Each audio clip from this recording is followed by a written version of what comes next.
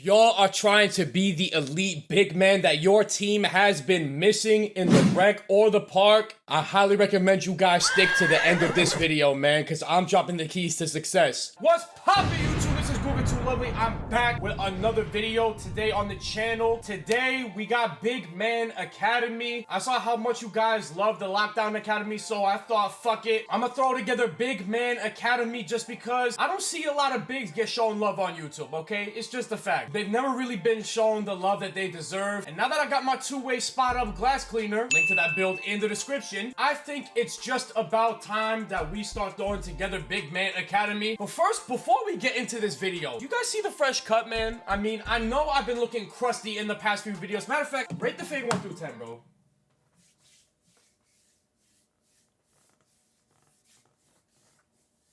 Y'all fuck with it? That's what I thought, man. But listen, man, on some no funny shit, here's how this video is going to break down. So we're gonna have section 1, that's going to be the intro section. I'm not gonna include adrenaline this time, because I feel like that's basic, and I already explained it in Lockdown Academy. So if you guys want to learn the basics about adrenaline on the defensive end, the link to Lockdown Academy will be posted in the description. But we're gonna go over some builds. We're gonna go over this build that I'm rocking, and then we're gonna transition into section 2. Section 2 is gonna contain how to play offense. I specifically want to stick to the basics, so in this video, I'm mainly just gonna be focusing on the pick and roll and the pick and pop. Once you master those two things, I feel like on offense as a big, you are going to be a lot more valuable than just sitting in corner, for example.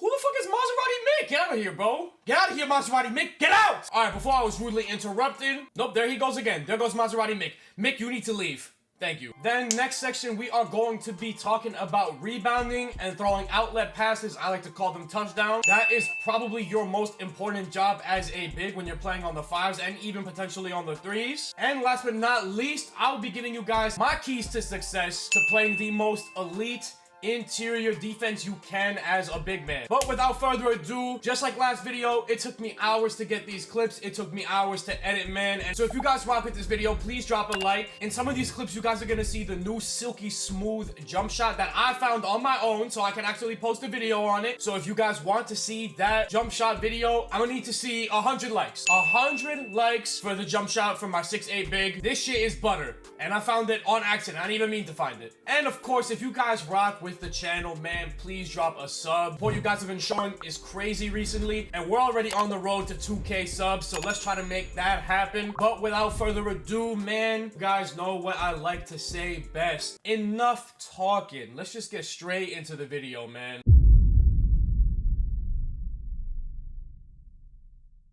Alright, y'all, so before we get into this section of the video, I would like to give a huge shout out to my guy Swag Godly for contributing some tips for this video. For those of y'all that don't know who he is, he plays backend for Black Market, which is a very successful comp pro-am scene. And I would go as far to say that he is the best backend on 2K24. I didn't stutter, bitch. So if y'all are interested in the comp pro-am scene or want to get into it, I would highly recommend checking his channel out, which will be posted in the description. So this is the exact build that I used to get all the clips in this video, the 6'8 two-way spot-up glass cleaner. I believe that going shorter on your bigs this year is more meta, especially in the park. However, I will say that tall bigs can be or are very important on the 5v5s. So depending on how you want to play, I would create your build accordingly. However, y'all know how I rock with the build system this year. So if you're gonna go with this big, I highly recommend you guys tweak small things to your builds to make sure that your build best fits your playstyle. Additionally, as y'all can see, this is obviously more of an outside big. So if you guys prefer to have a taller inside slashing big, power to y'all. Y'all rock whatever you want. The last thing I would like to address before we wrap up a very short section 1 is in your controller settings. If you go ahead and scroll all the way down and find box out assist strength, set this to 100%. This will help you lock on to more box out animations. Now with that being said, y'all have officially finished chapter 1. Let's head into chapter 2 and talk about offensive tips and tricks.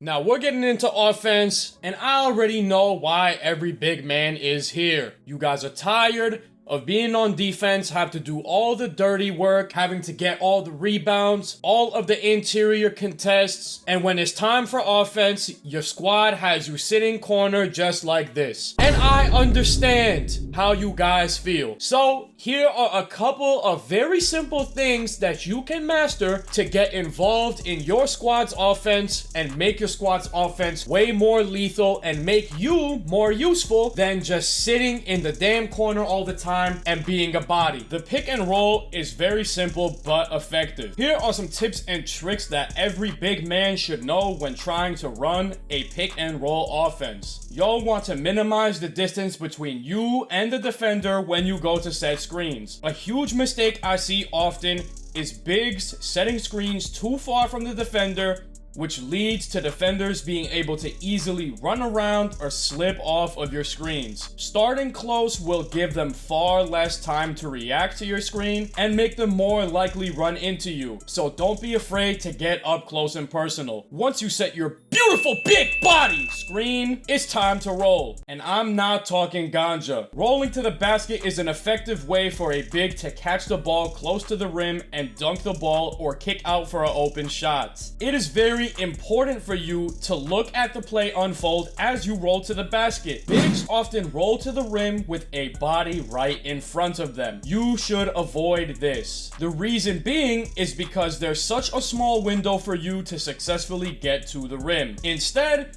look for situations where the lane is open or the defender is on your hip. Even if they're bumping you, as long as they are on your hip, you will still have a huge green window for your dunk or layup meter. Additionally, contact standing dunks are incredibly overpowered in NBA 2K24. If you are in your opponent's dead zone, aka right under the rim, there is not much they can do to stop you from getting your contact standing dunk. Unfortunately, I do not get contact standing dunks on this build, as you need at least a 90 standing dunk, and therefore I cannot provide y'all with any clips of this. However, I will drop a video in the description showing examples of how to get contact standing dunk animations, so y'all can take a look at that, of course, after y'all finish this video. But for now, let's transition into the last portion of this chapter, which is the pick and pop. After you set your screen, pop out to the 3 or the mid-range.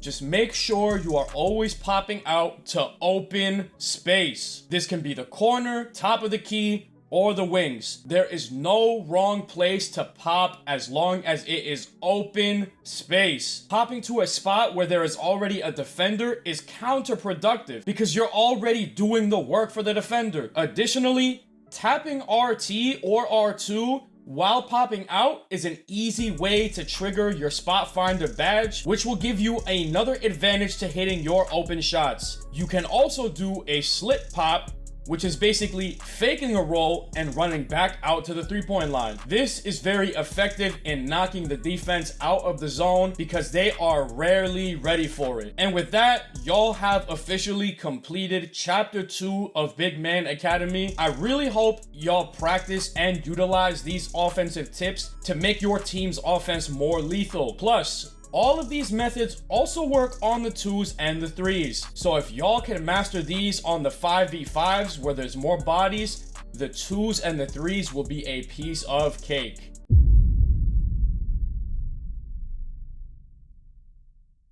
As I mentioned before, this is arguably the most important section when it comes to winning games for your team, because the amount of times I've heard people say rebounding wins games is far too high for it to not be true. Let's start with box outs. Box outs are important because they widely determine your odds of grabbing a rebound versus you getting horsed. The common misconception that I hear with boxing out is that all you have to do is fight for inside positioning and hold LT or L2. And while both of these are true, there is one large aspect of boxing out that people constantly miss or don't think about. Using your left stick to battle for the rebound is constantly left out of the conversation, and is probably the biggest reason why you are getting wormed. If it looks like the ball is going to the left of the board and you're holding your left stick to the right, for example, the opponent will be able to easily worm you if he points his left stick to the left. And no, having a 99 strength and half box out beast does not bail you out of these situations. Now that y'all have the box outs down,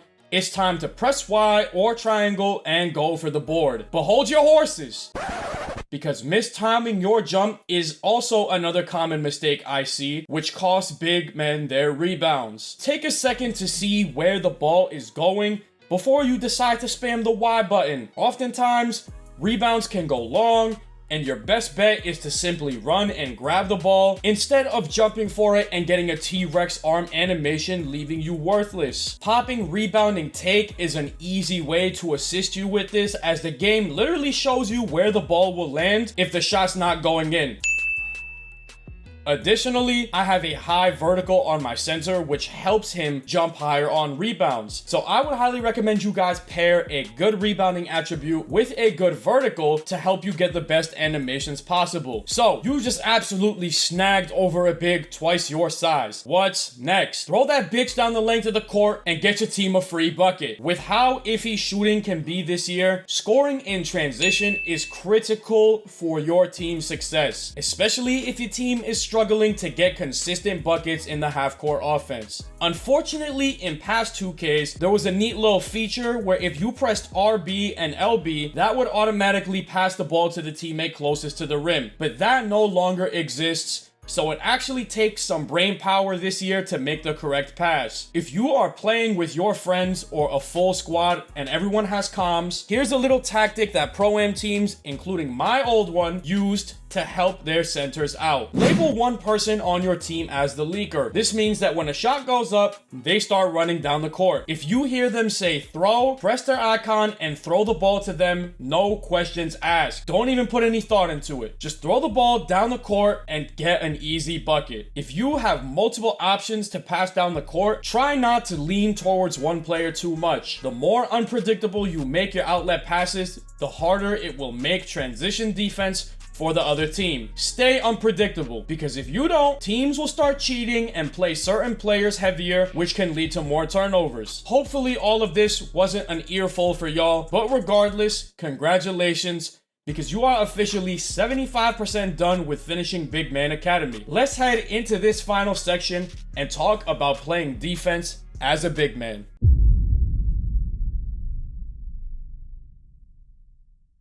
If y'all have watched my Lockdown Academy video, which I highly recommend you do if you haven't, then y'all already know what I'm about to tell y'all to change when it comes to interior defense. Stop jumping! The cardinal sin of defense is leaving your feet, and if you're in midair, there's nothing you can do until you get back on the ground. Humans can't levitate, they don't have wings, so if you're going to jump, you better make sure that the other big is going up with a bucket. The ironic thing about defense is that when it boils down to it, discipline will take you farther than any other aspect. Now you may ask, how am I supposed to play defense on a big that might be taller than me without jumping? And that is a great question with a very simple answer. Hands up defense. Hold your right stick up and stay patient, because hands up defense is the real deal. Sure, you might not be getting the same amount of blocks as someone who spams the Y button left and right, but guess what? I would rather have 0 blocks and give up 5 points in the paint than have 5 blocks and give up 20 points in the paint. It's that simple. To wrap things up, I'm not telling you guys that jumping is bad in the grand scheme of things. The issue I'm trying to point out is blind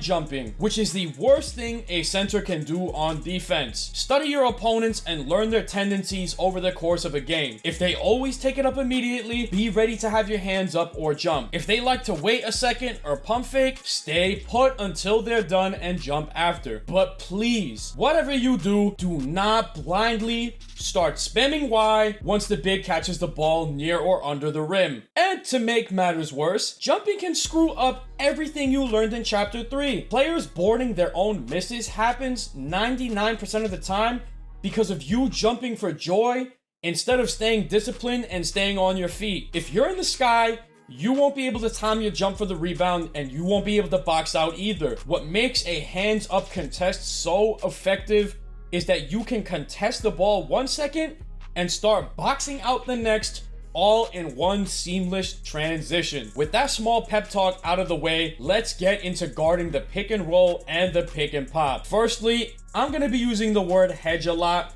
so let's define what that word means. Hedging is when the big temporarily steps up onto the point guard after a screen and buys the on-ball defender time for them to get back in the play. Hedging is great for denying quick three-point opportunities off of a screen. Once your defender gets back, sprint back to your matchup like your life depends on it. So, to summarize, when the opponents run a pick and roll, hedge up to the point guard and sprint back to your matchup. If your PG gets hit with a really hard screen, sometimes a full-on switch is necessary. If this is the case, you'll just have to try your best to clamp down the PG and switch the matchup back if y'all have the chance. The pick and pop can be slightly more tricky to guard if you're not expecting it. However, it is similar to guarding the pick and roll. You hedge for your defender and run out to the center. In this case, switching is actually slightly easier on a pick and pop because the ball is being caught on the perimeter instead of the paint. This makes it easier to play defense because the big man has limited ability on the three-point line besides shooting. And it's also more forgiving to force a switch since the ball is further away from the basket. And with that, y'all have officially finished the final chapter of Big Man Academy. Now that you guys have gotten through the entire video, huge congratulations to y'all for finishing Professor Guga's Big Man Academy. I hope everybody who watched this video at least learned something new, and I really look forward to hearing y'all's feedback, and hopefully these tips actually help you get better on 2K as a big man. But I'm gonna go ahead and start wrapping this video up real quickly. If y'all finished all the way through, if y'all got to this point in the video, go ahead and comment down whole video gang in the comment section so I know which one of y'all rocked with my video all the way through. Also, this video quite literally took me a full week to finish, so if you guys would drop a like, I'd be greatly appreciative of that. I think I said for the jumper I need 100+ likes on this video, but let's see if we could beat Lockdown Academy, which has I think 1.6k likes. That's my most liked video, so let's see if y'all can go crazy and beat that record. And of course, if you rock with me, if you rock with the channel, please consider dropping a sub. It's free, real quick to do, and I would also greatly appreciate that as well. We're already on the road to 2K subs, so let's go ahead, man, and let's hit that shit as fast as possible. Come on, y'all know what to do. And last but not least, I hope everyone has a very lovely rest of your day, man.